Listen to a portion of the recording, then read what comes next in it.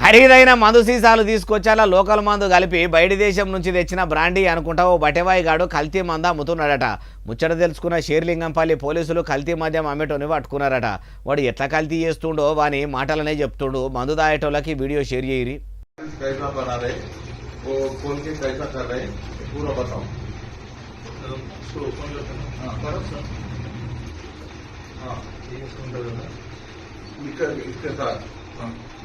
बाद में इसको डाल के फिर इसको खाली बॉटल में डालो.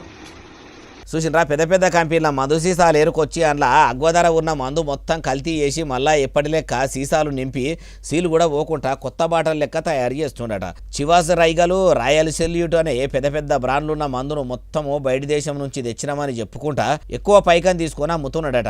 చాలా దినాల సంది కథ నడిపిస్తుంటే దొంగతనం ఇంకేదో దాగదన్నట్టే అయ్యింది. మురక చూసి దొరకబట్టే షేర్లింగంపల్లి పోలీసులు ఈ కల్తీ మందు వాసన ముక్కులకు దాకి చెక్కింగులు చేస్తే ఏమున్నది, మనోని చీకటి భాగవతం మొత్తం బయటపడ్డది. మరి కల్తీ ఎట్లా చేస్తావు, సీలు ఎట్లా తీస్తామని పోలీసులు అడుగుతుంటే ఇట్లా పూసగుచ్చినట్టు చెప్పిండు. ఉప్పులు, పప్పులు, సబ్బులు, సరుపులు, షాయిపత్తా కాడ నుంచి చాలా సామాన్లు కల్తీ చేస్తుండ్రంటే కొనాకరికి మద్యం కూడా కల్తీ చేసి కాలబడితే ఏందన్నట్టు అంటుర్రు ఏ ముచ్చటిన్నోళ్ళు.